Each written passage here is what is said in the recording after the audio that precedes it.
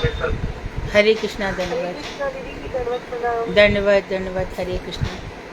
ओम अज्ञानतिमिरान्धस्य ज्ञानाञ्जनशलाकया चक्षुरुन्मीलितं येन तस्मै श्रीगुरुवे नमः। नमो महावदन्याय कृष्ण प्रेम प्रदायते कृष्णाय कृष्ण चैतन्य नामने गौरतुषे नमः। हे कृष्ण करुणा सिंधु दीन बंधो जगतपते गोपेश गोपिका कांत राधा कांत नमोस्तुते। तप्त कांचन गौरांगी राधे वृंदावनेश्वरी वृषभानुसुते देवी प्रणमामि हरिप्रिये। तवैवास्मि ना जीवामि त्वया बिना इति विज्ञाय राधे त्वं नय मां शरणान्तिकं। गुरुवे गौरचन्द्राय राधिकायै तदालये कृष्णाय कृष्णभक्ताय तद्भक्ताय नमो नमः। वाञ्छाकल्पतरुभ्यश्च कृपा सिन्धुभ्येव च पतितानां पावनेभ्यो वैष्णवेभ्यो नमो नमः। श्री कृष्ण चैतन्य प्रभु नित्यानंद श्री अद्वैत गदाधर श्रीवासादि श्री गौर भक्त वृंद। हरे कृष्ण कृष्ण कृष्ण हरे हरे, हरे राम राम राम हरे हरे। मैं सर्वप्रथम मध्य गुरु पाद्म पद्म परमाराध्यतम नित्य प्रविष्ट ओम विष्णुपाद अष्टोत्तर शत श्रील भक्ति वेदांत श्री नारायण गोसाई महाराज मध्य शिक्षा गुरु पाद्म पद्म परमाराध्यतम नित्य प्रविष्ट ओम विष्णुपाद अष्टोत्तर शत श्रीमद भक्ति वेदांत श्री बावन गोसाई महाराज के अभय चरणार बिंद में अनंत अनंत कोटि दंडवत प्रणाम कर उनकी अहेतु की कृपा की वांछा करती हूँ। मैं ग्रंथराज श्री चैतन्य शिक्षामृत तदे रचयिता ओम विष्णुपाद सच्चिदानंद श्री भक्ति विनोद ठाकुर के चरणार बिंद में कोटि कोटि दंडवत प्रणाम कर उनकी अहेतु की कृपा की भिक्षा करती हूँ। मैं उपस्थित श्रोता वैष्णव वैष्णवी सभी के लिए यथा योग्य वंदन अभिवादन दंडवत प्रणाम करती हूँ। श्री चैतन्य शिक्षामृत का आज 200वां दिन है और जिस तरह से हमारी निर्विघ्न ये क्लास चली है, अक्सर करके ग्रंथ प्रारंभ होते हैं और किसी न किसी कारण से ग्रंथ पूरे नहीं हो पाते, लेकिन भक्ति विनोद ठाकुर की असीम कृपा से और गुरुदेव के असीम आशीर्वाद से, वैष्णवों के कृपा आशीर्वाद से ये समय इस तरह से हम देख पा रहे हैं। एक ग्रंथ ने अपना पूरा प्रकाश किया हमारे हृदय में। जैसी जिसकी भावना रही उस हिसाब से उसका प्रकाश हृदय में अवश्य ही होता है, इसमें कोई दो राय नहीं है।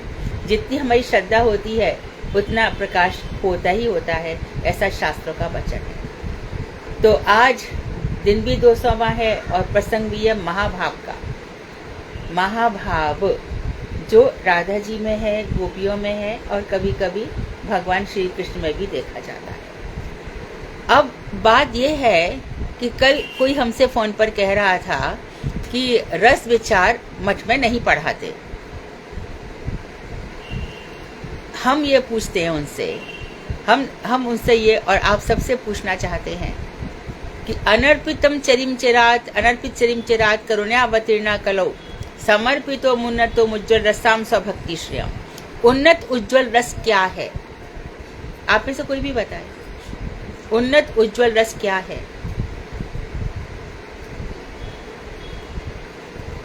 कोई तो बोलो। मधुर रस ही है। हाँ, मधुर रस है। और ये कैसा था ये रस? अनर्पित चरिम चिरात। इसका क्या अर्थ है? हाँ, बहुत समय से जो दिया नहीं गया था और उसको फिर क्या किया था? करुणयावतीर्णा। करुणा अवतार कौन हो गए? श्रीमन चैतन्य महाप्रभु। तो वो इसी रस को जो बहुत समय से नहीं दिया जा रहा था, वो इसको देने के लिए आए थे। उन्नत उज्ज्वल रस। फिर ऐसी बात क्यों है? अच्छा, कल हमारे भक्ति वल्लभ तीर्थ गोसाई महाराज भी कह रहे हैं, गुरुदेव भी कह रहे हैं, उनके कोट्स आ रहे हैं कि गुरुदेव भी कह रहे हैं अधिकार अनधिकार की बातें मत करो, भक्ति आएगी अधिकार भी हो जाएगा। तुम लोगों ने पढ़े हैं कोर्स? कल परसों 3 दिन में आ रहे हैं। पढ़ा है ना? तो ऐसे लोगों के लिए ये जवाब है जिनकी इस तरह से वार्तालाप होता है। तो जो लोग रस विचार में प्रवेश नहीं और कुछ खास चीजें लेकर के बैठे हुए हैं, मठ में नहीं पढ़ाया जा रहा या यहाँ ऐसा नहीं, मैं मठ से बाहर पढ़ाई क्या मैंने? उनसे ये तो पूछा जाए, उज्जवल निर्मणी का अनुवाद किसने किया? गीत गोविंद का अनुवाद किसने किया?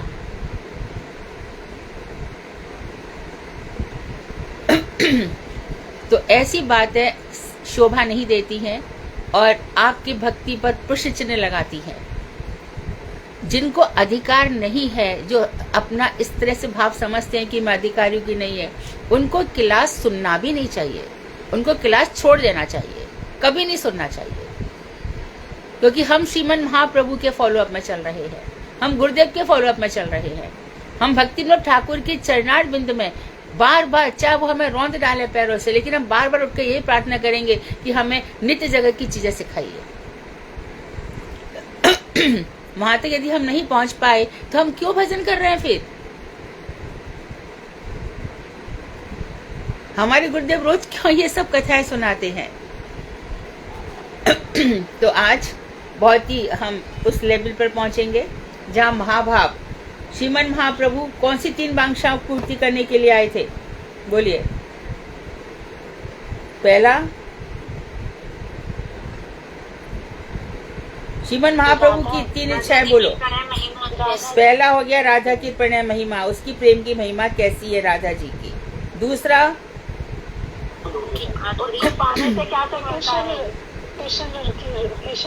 कृष्ण का माधुर्य कैसा है और राधा जी को उसके माधुर्य के आस्वादन का कैसा सुख प्राप्त होता है।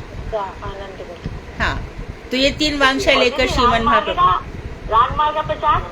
हाँ, महाप्रभु रागमार्ग का प्रवर्तन करने आए थे।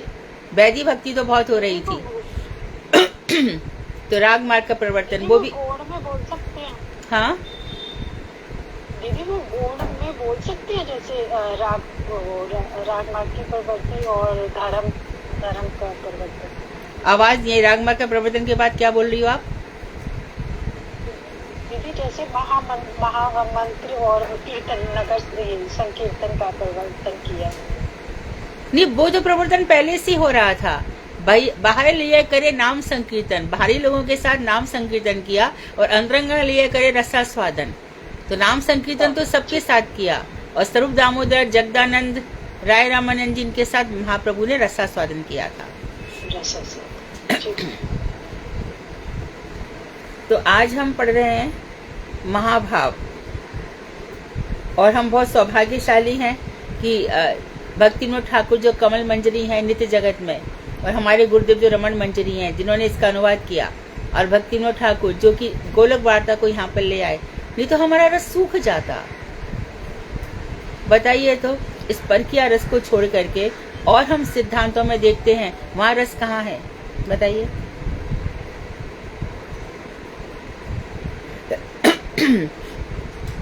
कृष्ण के प्रति बोलिए। एक बात और भी है दीदी, देखो हम अगर खाली रस विचार तो आप हमें नहीं सिखा रहे, आप तो सबसे पहले हमारी फाउंडेशन बना रहे हैं, हमको तत्व विचार में आपने हमें प्रतिष्ठित किया, उसके ऊपर हम हमें रस रूपी महल को प्रतिष्ठित कर रहे हैं, जिससे कि हमारा बेस इतना स्ट्रॉन्ग किया है। मुझे हाँ, बिल्कुल सही है। पहले तत्व, जैसे ग्रंथ चला है, पहले तत्व हुए हैं, सिद्धांत हुए हैं, फिर भक्ति के लेवल्स हुए हैं, और भक्ति के लेवल के बाद हमें बताया गया कि जब भाव भक्ति भी हो जाती है, प्रेम भक्ति भी हो जाती है, फिर स्नेह, मान, प्रणय, राग, अनुराग, उसके बाद महाभाव है। स्टेज बाई स्टेज चल रहे हैं और हम उदाहरणों के साथ चल रहे हैं। एक और हैं, भुज में रहते हैं, आज वो कह रहे थे, पूछ रहे थे कि यदि किसी की सुकृति है किसी जन्म की, और फिर भी वो मानो कोई भजन करता है और फिर भी वो मांसाहार करता है, तो उसका क्या होगा? अरे मांसाहार खाएगा तो पतन होगा ही होगा, क्यों नहीं होगा? सुकृति का मतलब क्या है? यदि कोई शास्त्र पढ़ रहा है तो प्योरीफाइंग प्रोसेस शुरू हो जाता है भजन करने के साथ ही। जैसे वो भजन करेगा उसका प्योरीफाइंग प्रोसेस, शुद्धिकरण प्रक्रिया शुरू हो जाएगी। वो ना तो किसी से डरेगा ना घबराएगा, उसका आहार शुद्धि सबसे पहले होगी, ना वो किसी को खिलाएगा ना खाएगा। अच्छा, अब यदि फिर भी यदि वो ऐसा होता है, तो हमारे यहाँ जो भी अपराधी हुए हैं या जिन्होंने अपने जीवन को ठीक से नहीं जिया, तो हमने उनका पतन देखा है। हमने अहिल्या का पतन होते देखा है, हमने नल कुंवर मणिग्रीव का पतन होते देखा है, हमने नारद जी को गंधर्व से दासी पुत्र होते देखा है। ऐसे हमारे पास गजेंद्र है जो इंद्रदुम्न राजा थे, हुहु नाम का गंधर्व ग्रह बनते देखा है। ऐसे हमारे पास हजारों उदाहरण है। महाराज अम्बरीश गए, अम्बरीश के चरणों में जो अपराध हुआ दुर्वासा जी का, श्री कृष्ण ने उनको भी उन्हीं के चरणों में भेज दिया। तो इस तरह से हम यदि इन सब भागवत में जिनका वर्णन आया है उन सब का यदि हम गंभीरता से विचार करें तो ये सब बातें हमारे सामने आ जाती हैं। और ये तत्व सिद्धांत के बाद फिर दशम स्कंद में हम प्रवेश करते हैं। जैसे कि अभी हम भागवत की कथाएं कर रहे हैं, यद्यपि ऑलरेडी थोड़ा सा हमने दशम स्कंद पर थोड़ा बहुत विचार किया है, परंतु अभी तो हमने इसको स्पर्श भी नहीं किया अच्छी तरीके से। तो इसी तरह से परीक्षित को जब सुखदेव गोस्वामी ने कथा सुनाई तो उन्होंने प्रथम स्कंद में थोड़ा सा वर्णन किया, द्वितीय स्कंद और तृतीय स्कंद में अवतार बलि आई है संक्षेप में, भविष्य की भी आई है कि आगे कृष्ण ऐसा ऐसा करेंगे। जिसने भागवत पढ़ा होगा वो जानते होंगे आगे लीला ऐसी ऐसी होगी। बाद में फिर जब सारे जितने भी राजा थे, ईशानु कथा, भगवान श्री राम महाराज, अम्बरीश महाराज, प्रतु, ध्रुव महाराज और प्रहलाद महाराज, इन सब की कथाओं का वर्णन हुआ, तब जाकर कि भैया तुम देखो ये भक्त, तब वो बात आती है भक्ति भक्त भगवंत गुरु चतुर नाम बपुए। तो फिर जाकर के दशम स्कंद हुआ है और दशम स्कंद आश्रय है, भगवान का आश्रय लेकर के। फिर 11वां स्कंद मुक्ति हुआ है जहाँ भगवान श्री कृष्ण ने उद्धव जी को शिक्षाएं दी है। फिर 12वां स्कंद जो है दशम स्कंद निरोध है, 11वां मुक्ति है, 12वां आश्रय है। निरोध मतलब समस्त चित्तवृत्तियों का निरोध कहाँ पर हो गया, होकर के चित्तवृत्तियां कहाँ चली गई, भगवान श्री कृष्ण के पास। और भगवान श्री कृष्ण स्वरूप शक्ति है राधा जी, वहां पर जाकर के रुक गई। आप यदि योग है ना योग सूत्र की पुस्तक खोलोगे, पहला सूत्र है पतंजलि का। योग क्या है योगः चित्तवृत्ति निरोधः, चित्तवृत्ति का शांत करना योग है। तो हमारे गौड़ीय वैष्णव दशम स्कंध को निरोध कहते हैं, जहाँ भगवान में हमारी सारी चित्तवृत्तियां, क्या खगोल था क्या भूगोल था, जहाँ सब कुछ भी एकत्र हुआ वो सब कहाँ पे चला गया, भगवान श्री कृष्ण के चरणारविंद में। तो इस तरह से अनुराधा जो कह रही है बहुत सही पॉइंट कह रही है कि हम पहले तत्व विचार कर रहे हैं, उसके बाद हम रस विचार में प्रवेश कर रहे हैं। और हम नहीं सोच रहे कि इसमें से किसी प्रकार का, यदि किसी को नहीं लगता है कि उसका अधिकार है तो उसको क्लास नहीं सुनना चाहिए, उसको छोड़ देना चाहिए। बजाय इन बातों से, यदि उसका प्रवेश का अधिकार नहीं है तो उसको अपना अधिकार समझ करके क्लास ज्वाइन नहीं करनी चाहिए। हरे कृष्णा दीदी, धन्यवाद प्रणाम। हाँ दीदी, वैसे भी जैसे तत्व के बाद अगर आप हमें हायर एजुकेशन नहीं देंगे, जैसे रस विचार है, तो हमें लोभ कैसे उत्पन्न होगा कि हम भी वहां तक पहुंच सकते हैं जहां हमारे गुरु वर्ग पहुंचे। राइट, बिल्कुल। अगर हम एकाग्र चित्त से करेंगे तो हाँ, हमारे लिए भी मंजिल दूर नहीं है। हाँ बिल्कुल। और जो श्रीमन महाप्रभु ये मंजरी भाव देने आए हैं, यदि हम इसको समझेंगे नहीं तो फिर ये सब बातें कान में नहीं जाएंगी, हमारे हृदय में आएंगी नहीं, तो हम रसास्वादन कैसे करेंगे, खाली हो जाएगा ना हमारे सामने, क्या करेंगे हम। ठीक है साधना जी। हाँ, तो कृष्ण के प्रति स्वकीय रस में महाभाव दुर्लभ है, स्वकीय रस में महाभाव नहीं होता। विश्व तो कृष्ण ही रहेंगे। स्वकीय रस जो है किसका हो गया, द्वारका की पट्ट महिषियों का, उनके लिए महाभाव दुर्लभ है। एकमात्र ब्रज देवियों के लिए ही यह संवेद्य है। कल बात आई थी यावद आश्रय वृत्ति और ससंविद दशा। यावद आश्रय वृत्ति अर्थात जो भाव है, भाव की ऊंचाई है, भाव की जो इयत्ता है, भाव की जो परम सीमा है, जो महाभाव है, इसने किसका आश्रय लिया हुआ है, राधा जी और गोपियों का संपूर्ण आश्रय। तो जो महाभाव तक पहुंचा, और ये कैसी दशा है, वेद्य, वेद्य के लिए इसमें एक उपसर्ग लगा दिया, संविद दशा। ये अनुभूत होती है, इसका प्राकट होना बहुत दूर है। आपने उज्जवल नीलमणि में यदि किसी ने खोला होगा तो उसमें लिखा हुआ है कि शंकर जी पार्वती से कह रहे हैं कि प्रेजेंट में जितना दुख और सुख है, भूतकाल में जितना दुख और सुख हो चुका है, और भविष्य में जितना दुख और सुख होगा, वो भी एक लोक में नहीं, अनंत अनंत ब्रह्मांड में, उसके सुख की एक बूंद भी राधा जी के सुख की तुलना नहीं कर सकती, और उन दुखों की एक बूंद भी राधा जी के दुखों की तुलना नहीं कर सकती। ये उज्जवल नीलमणि में शंकर पार्वती से कह रहे हैं। भगवान श्री कृष्ण से मिलने का जो अनिर्वचनीय आनंद राधा जी को होता है और राधा जी के अनुगत्य में मंजरियों को होता है, सखियों को होता है, उसकी तुलना किसी भी चीज से नहीं है। क्या कहा उन्होंने? अनंत कोटि ब्रह्मांडों का और प्रेजेंट का, भविष्य का, वर्तमान का जितना भी दुख हो सकता है, किसी का दुख किसी भी प्रकार के, वियोग हो गया, पति मर गया, पत्नी मर गई, माँ बाप मर गए, जो कुछ भी दुख है, धन चला गया, जुड़ा हुआ सब कुछ चोरी कर गया, डकैती हो गया, आग लगी, जो कुछ भी होता है वो दुख, और जितना भी सुख हो सकता है उसकी तुलना राधा जी के सुख और दुख के एक बूंद से भी नहीं हो सकती। ऐसा ये महाभाव है। तो स्वसंवृत दशा रूढ़ एवं अधिरूढ़ भेद से महाभाव दो प्रकार का है। जब महाभाव ऊंचाई पर पहुंच जाता है तो रूढ़ और अधिरूढ़ में भी कृष्ण का अधिकार कभी कभी देखा जाता है। इसमें अधिरूढ़ अरूढ़ भाव में किशोरी जी एकदम मोहित रहती हैं, अपनी सुध-बुध खो देती हैं। जैसे कि कल भी बताया था कि जब गिरिराज जी के पर्वत पर तलहटियों में वो जाती कि कृष्ण कभी भी आ जाएंगे, तो वहाँ नुकीली शिलाओं पर चलने का प्रयास करती हैं। ये सब रूढ़ अधिरूढ़ महाभाव है। और वन में धीर समीप पर भगवान की स्फूर्ति होती है उनकी कि कृष्ण आते ही होंगे, जबकि कृष्ण द्वारका में बैठे हैं और कृष्ण कहते हैं राधा मैं आता हूँ, पर तुमको ऐसा लगता है कि तुम्हें स्फूर्ति हो रही है, पर सचमुच में आता हूँ। पर राधा जी को लगता है कि नहीं, ये मुझे मात्र मेरे हृदय में स्फूर्ति हो रही है, वो आते नहीं है। ये सब रूढ़ अधिरूढ़ महाभाव है। तो महाभाव दो प्रकार का है, निमेष मात्र के, और भी बताया इसमें स्पष्ट कर रहे हैं। निमेष, हमने काल का जब वर्णन पढ़ा था, निमेष पलक झपकना, पलक झपकने मात्र के वियोग में भी असंश्रुता इति। तो गोपियों ने भगवान श्री कृष्ण के दर्शन करते समय इन पलकों को भी खूब उलाहना दिया है। हे विधाता, तूने पलक क्यों बनाई? ये झपकती है तो श्री कृष्ण के दर्शन में बाधा आती है। तो निमेष मात्र के वियोग में भी असहिष्णुता, उपस्थित व्यक्तियों के हृदय को मथ देना इतनी ज्यादा कि जो वहाँ पे उपस्थित व्यक्ति है वो भी उनका दुख देखकर उनका हृदय मथित हो जाता है। और कल्प क्षणत्व, तो क्षण मात्र का वियोग सहन नहीं हो रहा है और यदि मिलन है तो कल्प भर भी मिलन होगा तो ऐसा लगा था अभी तो मिले, अभी बिछड़ भी गए। कल्प भी क्षण भर के समान लगता है।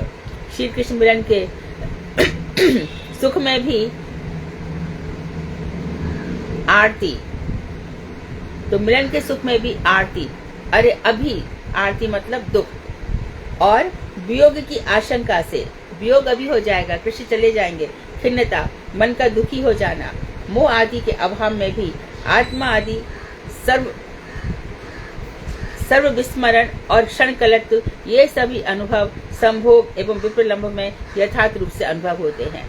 तो संभोग में होगा क्या क्या हो जाएगा और वियोग में भी क्या क्या हो जाएगा। तो वियोग की आशंका से खिन्नता हो जाती है, मोह आदि के अभाव में भी आत्मा सर्व विस्मरण, सब कुछ भूल जाते हैं। और क्षण कलत्व, क्षण भर भी कृष्ण के वियोग में कल्प के समान लगता है। और मिलन में कल्प क्षण के समान लगता है और वियोग में क्षण कल्प के समान लगता है। ये सभी अनुभव संयोग वियोग में यथार्थ रूप से अनुभव होते हैं। अनुभूत मतलब स्वसंवृत दशा, ये अनुभव ही होती है, स्वसंवृत दशा। अब इसमें हम राधा जी का तो खैर वर्णन बहुत ही दुर्लभ है, हम उनका भी नहीं कर सकते हैं, जानकी जी का भी। जिस समय भगवान श्री राम बाण उठा रहे हैं, धनुष बाण, उन्हें धनुष बाण उठा करके तोड़ा है, उस समय जानकी जी के, सीता जी के हृदय में जो अनुभूति है वो स्वसंवृत दशा है। कितना भी कर लो उसका वर्णन नहीं। सूरदास ने कहा ये गूंगे का गुण है, गूंगा ऐसे बोल नहीं सकता, जो अनिर्वचित सुख का आस्वादन होता है। इसी प्रकार देखो, अभी तो हमारा भजन थोड़ा शुरू ही हुआ है। इस भजन के आरंभ में हमारा जितना भी संसार है, रिश्तेदार है, घर बार, सब हम भूल जाते थोड़ी देर के लिए। वो बात अलग है कि अभ्यास करते करते फिर एक दिन ऐसा आ जाएगा कि कुछ भी हो रहा है संसार में, ये क्या, तो इसमें भी जो सुख की प्राप्ति होती है, ये तो प्रारंभिक अवस्था का, ये कहाँ का सुख होगा। अब बता रहे हैं अधिरूढ़ में मोदन एवं मादन, ये दो प्रकार के भेदन हैं। मोदन या मोहन से, मोदन मादन को मोहन भी कह रहे हैं, मोदन को मोहन भी कह सकते, मोदन को मोहन भी कह सकते। मोहन से दिव्य उन्माद होता है, उसी में उद्घूर्णा एवं चित्र जल्प आदि होते हैं। तो अधिरूढ़ में ये दो प्रकार का भेद है। मोदन, मोदन में श्री कृष्ण का भी सुख है, लेकिन मादन में कृष्ण का प्रवेश नहीं है। मोदन में कृष्ण को क्या होता है, इसमें दिव्य उन्माद होता है एकदम, दोनों को इतनी, दोनों की बाँछें खिल जाती है, आंखों से अश्रु की धाराएं बहती हैं, दूर से दोनों एक दूसरे को देखते हैं तो दिव्य उन्माद होता है। और इसमें इसी दिव्य उन्माद में वर्णन आता है भ्रमर गीत का, जहाँ अभिजल्प, चित्रजल्प, उपजल्प, संजल्प इत्यादि होते हैं। राधा जी जो मन में आए कहती है। अभी उनको देखो उन्माद भी है कि उन्हें कभी तो लगता है कि कृष्ण मेरे ही है, कभी कहता है कि नहीं। उनको फिर राम के समय में भी तुमने सूर्पणखा के नाक कान काट दिए थे। इस तरह से उनको भ्रमर गीत में कितनी सारी बातें याद आती हैं। और फिर उनको बलि की भी याद आती है कि किस तरह से तुमने बाली को चुप करके मारा था। तो यहाँ पर बता रहे हैं कि अधिरूढ़ में मोदन एवं मादन के दो प्रकार के भेद हैं। मोदन अथवा मोहन में दिव्य उन्माद होता है, इसी में उद्घूर्णा, चक्कर आ जाना अर्थात खुशी से, जैसे कि इसमें मधुपाल इत्यादि अवस्थाएं होती हैं। और बिल्कुल ऐसे हमारे बलराम भैया में भी होता है। जब बारूणी वरुण देव ने उनको अपनी बेटी दे दी थी, तो नित्यानंद ठाकुर में भी ऐसा देखा जाता है। ये लोग इतने कृष्ण रस में इतने मतवाले होते हैं। इसी प्रकार से नीचे अनंत भगवान, इसी प्रकार से लक्ष्मण जी, ये लोग इतने मतवाले होते हैं कि उसी में ये लोग डूबे रहते हैं। उद्घूर्णा एवं चित्र जल्प आदि होते हैं। चित्र जल्प का क्या मतलब है, सामने एक चित्र आ गया, उसी में कुछ बोलना, भगवान की कोई छवि सामने आ गई और बस उसको व्यक्त कर देना। विप्रलंभ में इन दोनों भावों का उदय होता है। प्रजल्प, परिजल्पित, विजल्प, उज्जल्प, संजल्प, अवजल्प, अभिजल्प, आजल्प, प्रतिजल्प एवं सुजल्प के भेद से चित्रजल्प के 10 अंक हैं। ये भ्रमर गीत के जो 10 गीत हैं, उसमें जब हम भागवत मरीचिमाला पढ़ेंगे तब कहाँ पे संजल्प है, कहाँ पे अभिजल्प है, कहाँ पे उपजल्प है, इसका वर्णन किया जाएगा। जब वहाँ पर मधुपति तव बंधो मामिस्पृशांग्रीं सपत्न्या, अरे है कपटी भ्रमर को देख करके उनको लगता है कि भगवान श्री कृष्ण की भ्रमर के रूप में आए हैं। तो उसको देख करके तू भी है मधु, तू भी उस कपटी का बंधु है, अरे ये क्या कर रहा है, तू मेरे पैरों को मत छू। तो इस तरह से चित्र जल्प हो जाता है। आगे कह रहे हैं जब इलाहदनी का सार प्रेम, इस चीज को भी समझ लो, राधा जी में इलाहदनी शक्ति है पूरी की पूरी, और उसका सार क्या है, इलाहदनी जो व्रति है अर्थात भगवान को संपूर्ण रूप से आनंद देने वाली व्रति। इसमें थोड़ी संवित शक्ति भी रहती है, अर्थात थोड़ी चेतना भी रहती है कि मुझे भगवान श्री कृष्ण को संपूर्ण रूप से आनंद देना है। तो ये इलाहदनी व्रति का प्रेम सर्वभावोद्गम द्वारा उल्लास युक्त होते हैं। जब इलाहदनी सार प्रेम सर्वभावोद्गम द्वारा समस्त प्रकार के भावों का उद्गम होता है तो उसमें उल्लास होता है, तभी वे परात पर भाव रूप मादन नाम से मात्र श्रीमती राधिका जी में नित्य विराजमान होते हैं। इलाहदनी सारी प्रेम में समस्त प्रकार के भावों का उद्गम होता है, अर्थात उनके सर्व अंग से आंखें श्री कृष्ण को देखती हैं, कानों में श्री कृष्ण की बंशी सुनाई पड़ती है, अधरों में भगवान श्री कृष्ण के लिए ही मुस्कान है। जो कुछ भी हो रहा है अंग प्रत्यंग से भगवान श्री कृष्ण के लिए उल्लास है। वो अपनी जो भुजाएं हैं उसे श्री कृष्ण का आलिंगन करना चाहती हैं, जहाँ भगवान श्री कृष्ण अपने चरणों से वहां पर जाना चाहती हैं। इस प्रकार का जो समस्त भावों का उद्गम है, तो ये परात पर भाव रूप जो सर्वश्रेष्ठ भाव है, इससे बढ़कर कुछ नहीं है। ये भाव रूप जो मादन है, तो जो मोहन या मोदन एक बताया, दूसरा बताया मादन, ये नाम से मात्र श्रीमती राधिका जी में नित्य विराजमान रहता है।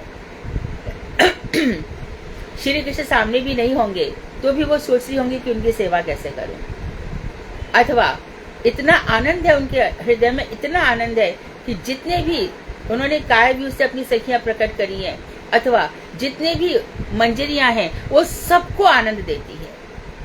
तो वहां पर जो नित्य जगत है, वहां इतना आनंद ही आनंद है, आनंद की चरम सीमा है। और उस आनंद का थोड़ा थोड़ा अंश हम लोगों को भजन में मिलता है। तो हमारे गुरु वर्ग वगैरह ये लोग क्यों इतने हंसते रहते हैं, खिलखिलाते रहते हैं? क्योंकि वहाँ की स्मृतियों में रहते हैं, वहाँ के दर्शन करते हैं, वहाँ के भावों में रहते हैं। तो ध्यान रहे, मोहन अथवा मोदन राधा जी कृष्ण तक भी जाएगा, लेकिन मादन भाव बस राधा, वहां पे श्री कृष्ण का। तो इसी को जो मादन भाव है, जो अधिरूढ़ भाव का मादन है, ये श्रीमन महाप्रभु इसी का आस्वादन करने आए थे।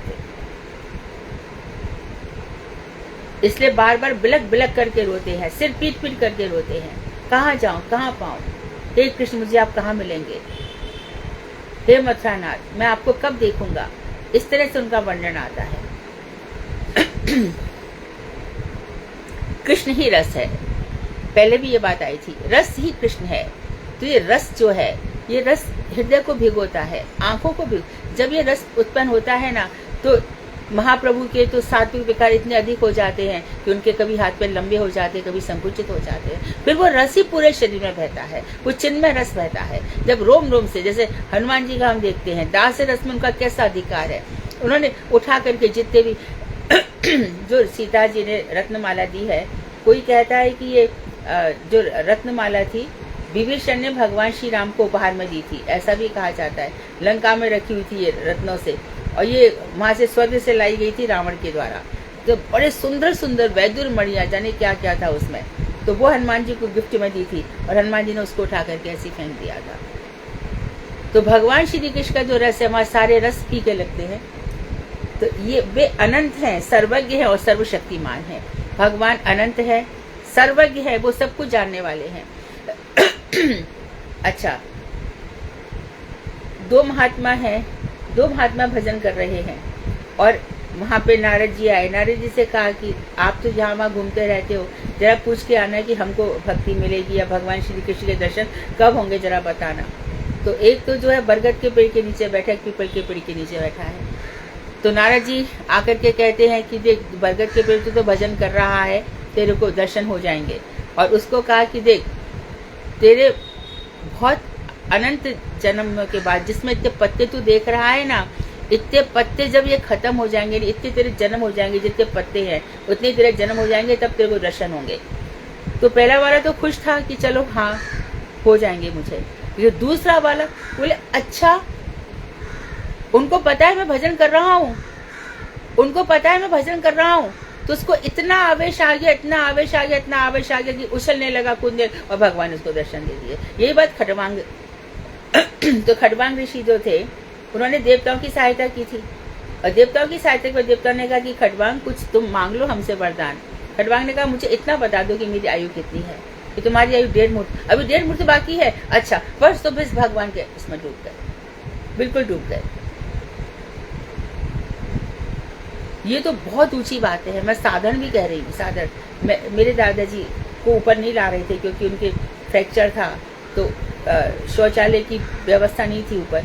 तो ऊपर जब उनको जबरदस्ती लाया गया तो ना तो उन्हें पानी पिया, ना एक बार भी शौच भी नहीं गए। 2 दिन से जो राम नाम की ध्वनि लगी ना, उनको राम के भक्त थे, राम राम कहते, कौन सा रस मिल रहा है। ये तो हम साधारण, ये तो उन्नत भक्तों की बात है, ये तो साधारण मैं बात बता रही हूँ। तो इसमें तो रस है। तो हनुमान जी का तो हम पढ़ते ही हैं, शांत रस भी हम कितने लोगों का देखते हैं।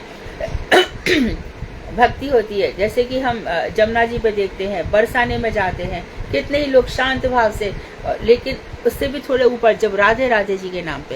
लेकिन अभी इतना ज्यादा कमर्शियल हो गया है कि पुजारी लोग, ये सब पैसे का हो गया है, कहाँ पैसा, इसके लिए हम लोगों को वो भाव आ नहीं रहे हैं धाम में जाकर के। इससे चलो कि एक दफे गहवर वन में चले जाओ, वहां चले जाओ जहाँ पे कोई हमसे बात करने वाला ना हो, हमें कोई नहीं चाहिए, हमारे बस वहां पर बैठ करके भैया तुम जाओ ढूंढो कहीं पे तुमको जो देखना है देखो, वहां पर कोई एक ऐसा एकांत स्थान मिल जाए जहाँ पर बैठकर हमारा भजन हो जाए, हम अनुभूत तो करें कि यहाँ पे क्या होता है। चारों तरफ कोई बेचने वाला, खरीदने वाला, कभी पुजारी, अरे इतना पैसा देता है, इसमें दिमाग खराब हो जाता है ना। तो ये जो भक्ति है ना, ये रसमयी है, श्री कृष्ण रसमय है। तो ये जो हमारे मंत्र हैं, ये भी सब रसमय है, ये भगवान श्री कृष्ण से चले आ रहे हैं। कृष्ण ने ब्रह्मा जी को बताया, ब्रह्मा ने नारद को बताए, नारद ने व्यास जी को बताया, व्यास जी ने सुखदेव को बताया, और सुखदेव से माधवपुरी इत्यादि होकर के, श्रीमन महाप्रभु ईश्वरपुरी होकर के, अद्वैताचार्य होकर के, निरंजन ठाकुर होकर के, ये संबंध हमारे पास चले आ रहे हैं। तो सोचने में कितना रस है। हम कुछ साधन नाम थोड़ी जप रहे हैं। तो भगवान अनंत हैं, सर्वज्ञ हैं, सर्वशक्तिमान हैं। उनके लिए कोई भी वस्तु या कार्य अगोचर, अप्राप्य या अघटनीय नहीं है। भगवान के लिए कोई भी वस्तु या कोई भी कार्य ऐसा नहीं है जो भगवान ना देख सके। हम सूर्य को देखते हैं, लेकिन सूर्य को हम कैसे देख सकते हैं? सूर्य के प्रकाश द्वारा। अंधकार हो जाए तो हमें कुछ भी दिखाई नहीं देगा, क्योंकि अब सूर्य का प्रकाश नहीं है, तो हमें लाइट जलानी पड़ती है। आंखों में रोशनी थोड़ी है, रोशनी तो बाहर ही है ना। सूर्य तपेगा तभी हमको दिखाई देगा, प्रकाश होगा तो। हाँ, आंखों की भी शक्ति चाहिए, नेत्र भी हमारे शक्तिमान होने चाहिए। आंखें कमजोर हो जाएंगी तो सूर्य क्या करेगा अंधे व्यक्ति के लिए? लेकिन दिखाई देने के लिए सूर्य का प्रकाश चाहिए। इसी प्रकार भगवान को प्राप्त करने के लिए भगवान का जो रसो वही सा, उपनिषदों ने कहा ये रस ब्रह्म है। तो शब्द ब्रह्म, शब्दों से आते आते हम रस की तरफ जाते हैं। तो अगोचर कोई चीज नहीं है उनके लिए, कोई चीज ऐसी नहीं जो प्राप्त नहीं है, और कोई चीज ऐसी नहीं है जो उनके लिए घट नहीं सकती है। वे अचिंत्य भेदाभेद धर्म के कारण नित्य ही एक रस एवं अनेक रस युक्त है। अचिंत्य भेदाभेद, इस पर हमने कई दफे वर्णन कर लिया है, भगवान की जो अचिंत्य शक्ति है।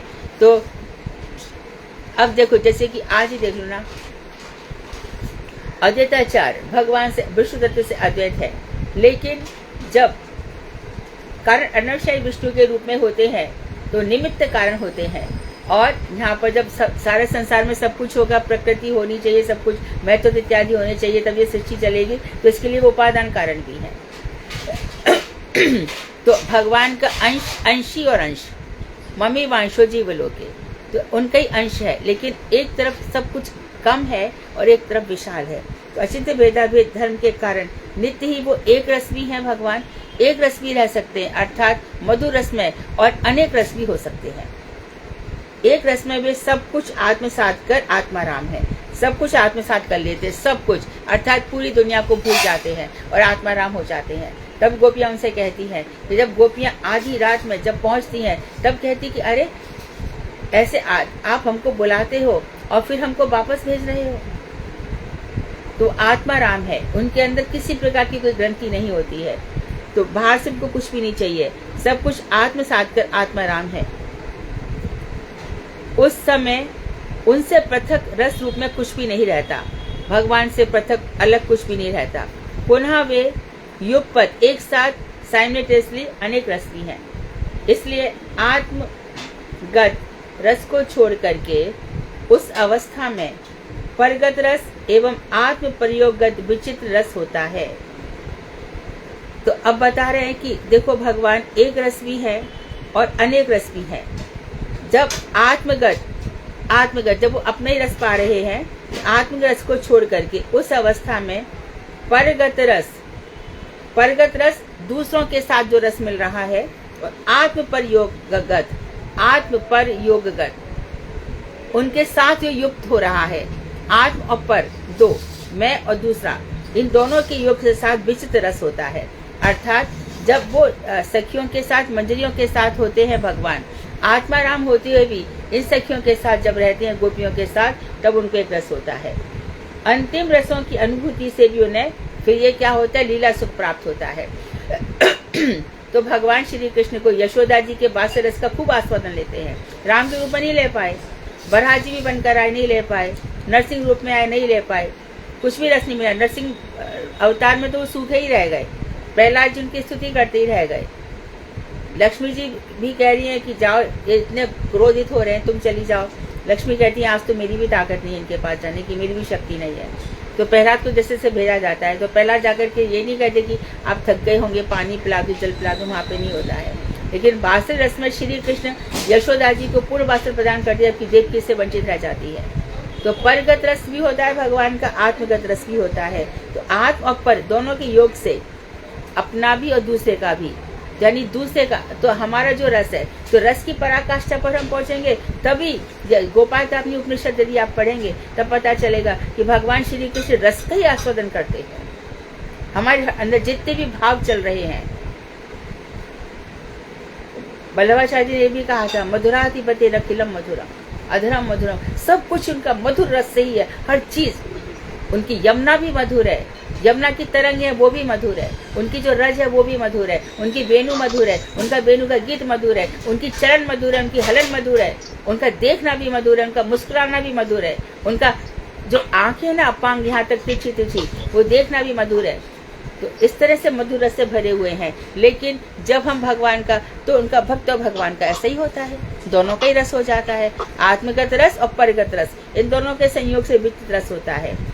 अंतिम दो रसों की यानी कि परगत रस और आत्म पर योगात अनुभूति से भगवान को लीला सुख प्राप्त होता है। लीला के लिए वो अपने आप का विस्तार करते हैं। सा एकाकी न रमते, वो अकेले रमण नहीं करते, तो क्या करते हैं वो, एकम सद विप्रा बहुधा वदंती, वो एक ही है, पर कहते हैं कि जो विद्वान लोग कहते हैं कि नहीं, भगवान ने अपने को बहुत प्रकार से विभाजित कर दिया।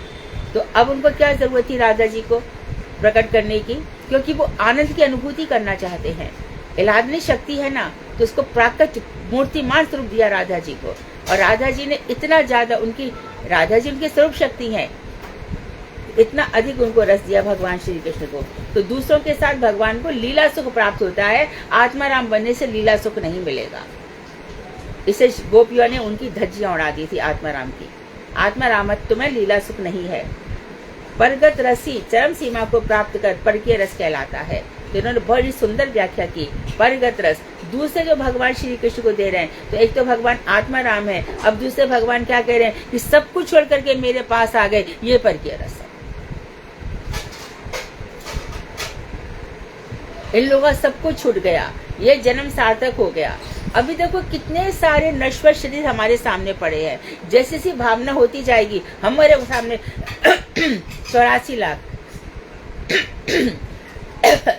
एक शरीर कम कर दो, एक मानव शरीर कम कर दो, तो 84 लाख में से 83 लाख 99,999 कितना वो चला जाएगा, है ना।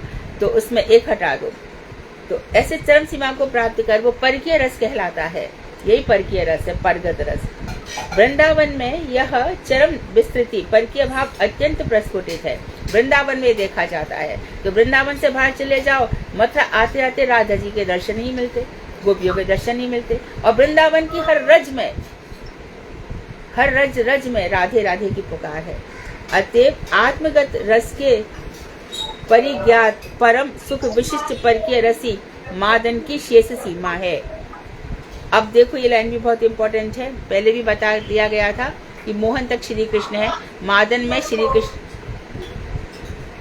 योगिता दीदी प्लीज अपना म्यूट कीजिए, कब से आपका ऑन है माइक, इतना अच्छा कथा चल रहा है। तो आत्मगत रस के परिज्ञात जान लेने पर परम सुख विशिष्ट। योगिता प्लीज, आप बहुत डिस्टर्ब कर रहे हो।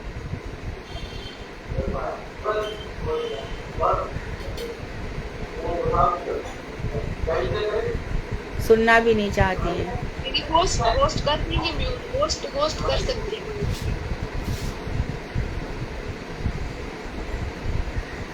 ठीक है।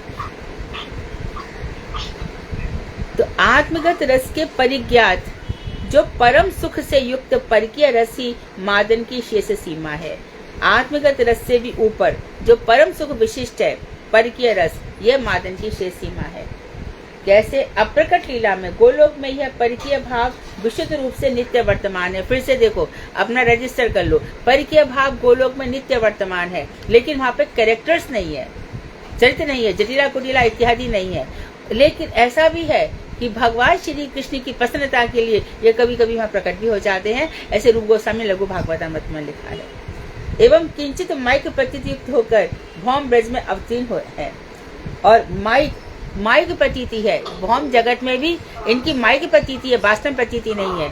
अर्थात जो अभिमन्यु है, जटिला है, कुटिला है, भगवान का प्रेम वर्धन करने के लिए ये माइक रूप से दिख रहे हैं, वास्तव में तो भौम जगत में भी इनकी प्रतीति नहीं है। श्री राधा जी और गोपियां कितने समय तक रास चला, किसी को कहाँ पता चला कुछ भी। तो माइक प्रतीति है, मत दिखाने की। हे प्रेमा रुक्ष साधक भक्तजन, भक्ति में ठाकुर हमसे कह रहे हैं, अरे तुम लोग प्रेम की इस जरा इनको म्यूट कर दो ना संध्या, सुधा तुम भी कर सकती हो। हरे कृष्णा दीदी, मैं कर रही हूँ, इनको बार बार भूल जाता। ये इंदु दीदी है अभी, मैंने ऑफ कर दिया, कृपया ध्यान दें। आपको इंदु भाई दीदी। हे प्रेमा रुक्ष साधक भक्तजन, प्रेम में जो आप लोग इतना सुन रहे हो, पढ़ रहे हो, अब आपको समझ में आ गया कि जो आत्मा राम है भगवान श्री कृष्ण, जब उनसे दूसरा कोई प्रेम करता है तो आत्मगत रस मिलकर और परगत रस मिलकर परकीय रस हो जाता है। और जो ऊपर है वो मात्र गोलोक धाम में ये चरित्र नहीं होते हैं, वहां पर खाली भाव है। और नीचे भी जो हमें दिखाई दे रहा है भौम जगत में, वो माइक है। तो हे प्रेम के आरुरुक्षु, पहले भी आरुरुक्षु बताया था, चढ़ने के इच्छुक हे साधक भक्तजन, आप लोगों ने वैदिक भक्ति द्वारा प्राप्त भाव मार्ग से इस जगत के स्थूल 14 स्तरों का अतिक्रम, बहुत ही सुंदर बात कह रहे हैं, बहुत ही रोमांचक बात है। ये कह रहे हैं कि देखो तुमने वैदिक भक्ति कर ली, और वैदिक भक्ति से जो तुमने क्या किया, जो वैदिक भक्ति से तुमको भाव मिले, तो तुमने इस जगत की स्थूल 14 स्तरों तक, अर्थात नीचे के 7 लोग, ऊपर के 7 लोग, 14 स्तरों तक तुमने अतिक्रमण कर लिया है। अब जो इस 14 स्तरों के ऊपरी भाग में लिंग जगत के अर्थात इससे ऊपर जाओगे तो सबसे पहले हरधाम शिवलोक है। शिवलोक ऊपर 4 स्तरों को पार कर ऊपर उठते हुए पुनः, अब शिवलोक में कौन कौन से 4 स्तर हैं? शिवलोक होगा, वहां सिद्धलोक होगा, ब्रह्मलोक होगा, है ना। पार कर ऊपर उठते हुए पुनः बिरजा रूप, ये बिरजा नदियां का नवशय विष्णु है, महाविष्णु। बिरजा रूप विशुद्ध सत्वमय 2 स्तरों को भी भेद कर, ये जो लोगों के पास ये धाम का है ना, जरा इसको ये प्रकाशित करना है ना। 14 ये शिवलोक के पास जो 4 लेवल्स हैं, और बिरजा के पास एक तो कारण अर्णवशाही है बिरजा नदी के ऊपर, और दूसरा जो है वो बताइए। तब गोलोक वृंदावन की सीमा प्राप्त कर सकेंगे। तो हे तुम प्रेम वृक्ष, देखो तुम भजन करते करते तुमने इतना तो पार कर लिया है, तुम इतना पार करके तो तब गोलोक वृंदावन की सीमा प्राप्त कर सकेंगे। तो ये दोनों स्तर ने खुद ही बता दिया, ब्रह्म धाम और वैकुंठ है। तो 2 स्तर कौन कौन से? ये दोनों स्तर हैं, ब्रह्म धाम और वैकुंठ। ब्रह्म धाम जहाँ पर ज्योति स्वरूप है, और उसके ऊपर वैकुंठ जिसको परिव्योम भी कहते हैं। गोलोक में आत्मभाव में 5 स्तर दैदीप्यमान है। वहाँ आत्मभाव में जैसे कि 5 स्तर, शानदार से सख्य, वात्सल्य, मधुर स्तर में पहुंचकर श्री गोपी देह रूप अपने नित्य सिद्ध चिन्मय देह का अवलंबन कर श्रीमती राधिका के यूथ में, श्रीमती ललिता के गणों में प्रवेश पूर्वक श्री रूपमंत्री की कृपा से अपने हृदय में शुद्ध चिन्मय विभाव सात्विक व्यभिचारी भावों के द्वारा अपने स्थायी भाव की रसावस्था में उन्नत करें।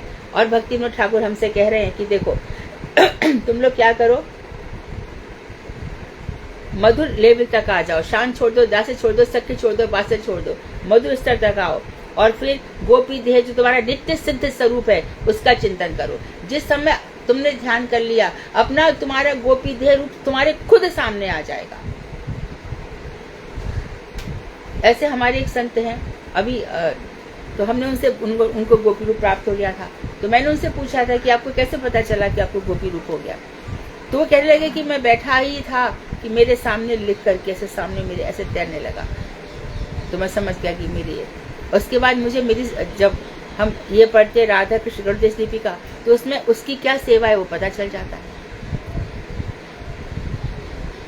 तो अपने नित्य चिन्मय देह का चिंतन करो। ये भक्ति विनोद ठाकुर हमें आशीर्वाद भी दे रहे हैं और हमें बता भी रहे हैं। अवलंबन करो, फिर क्या करो, श्रीमती राधिका की यूथ में किशोरी जी यूथेश्वरी हैं और ललिता जी के गण है, और ललिता जी के गणों में प्रवेश करो, यूथ में प्रवेश करो, ललिता के गणों में प्रवेश करो, और रूप मंजरी की कृपा से अपने हृदय में शुद्ध चिन्मय विभाव सात्विक एवं व्यभिचारी भावों के द्वारा अपने स्थायी भाव को रसावस्था में उन्नत करें। तो पहले विभाव होंगे, है ना। उसके बाद विषय आलम्बन उद्दीपन इत्यादि विभाव, सात्विक भाव जो 8 प्रकार के भाव हैं, स्वेद अश्रु कंप रोमांच। यदि भक्ति में हमको ये स्वेद हो रहा है, अश्रु हो रहा है, रोमांच हो रहा है, कंपन हो रहा है, तो सोचो भक्ति हमारी कुछ कुछ खिल रही है, आंखों से आंसू गिर रहे हैं, बार बार में रोंगटे खड़े होते हैं, एकदम हृदय कांपने लगता है, एकदम रोमांच होता है और वाणी स्खलित होती है, बोला नहीं जाता, भाव की ये सीमा आती है। तो इसको कम मत करो, और ऊंचे लेके जाओ, और ऊंचे लेकर के फिर क्या करो, अपना जो स्थायी भाव है मधुर रस, उसको रसावस्था तक पहुंचाओ, भाव तक मत रहने दो, उसको रस अवस्था तक पहुंचाओ। इतनी उन्नति करना चाहिए। नाम कृष्ण रसज्ञ होकर अनायासी महाभाव तक प्रेम धन अर्जन करें एवं कृतार्थों में। तो हम जो यहाँ पर क्या अर्जन कर रहे हैं, धनार्जन कर रहे हैं, प्रतिष्ठा अर्जन कर रहे हैं, एक दूसरे को क्या क्या अर्जन कर रहे हैं, सब छोड़ के चाड़ करके हमें क्या अर्जन करना है, नाम आकृष्ट रसज्ञ होकर, नाम से आकृष्ट, ये सब नाम करेगा। ये जो भजन है ना, हरे कृष्ण महामंत्र, ये सब करने, ये प्रेम धन को बढ़ाने वाला है। इस नाम से आकृष्ट रसज्ञ होकर, रस के जानने वाले होकर। अब यदि हम रस का इतना वर्णन पढ़ रहे हैं, हम रस को समझेंगे ही नहीं कि रस है क्या, तो हम वहां तक पहुंचेंगे ही नहीं। तो रसज्ञ हो जाओ, ये भक्तिविनोद ठाकुर हमें आशीर्वाद दे रहे हैं। रसज्ञ होकर अनायासी आप महाभाव तक, तो पता भी नहीं चलेगा कि कब महाभाव तक पहुंच गए। और फिर ये प्रेम रूपी धन का अर्जन करो और अपने जीवन को कृतार्थ करो। अपना वर्तमान अधिकार विचार एवं जड़ देह में युक्त वैराग्य अवलंबन करते हुए निरंतर नाम रस पान कर सर्वोत्तम अधिकार प्राप्त करें। और देखो भक्तिविनोद ठाकुर ने सारे की सारे क्वेश्चन पर सब पर विराम लगा दिया। देखो हम लोग इस चीज से वंचित रह जाते। क्या कह रहे हैं वो कह रहे हैं अपना वर्तमान अधिकार विचार करो और ये जो जड़ देह है इसमें से युक्त वैराग्य अवलंबन करो। अर्थात जो शुद्ध वैराग्य है, कैसा दिखावटी वैराग्य नहीं, मरकट वैराग्य नहीं, शुष्क वैराग्य नहीं, एकदम युक्त वैराग्य। वैराग्य मतलब विशेष प्रेम, भगवान से इतना प्रेम हो चुका है कि संसार के सारे प्रेम फीके। अब एक तो ये है कि हमें कोई चीज मिल नहीं रही तो मैं भगवान से प्रेम कर लिया, वो जड़ प्रेम है, वो नहीं होगा।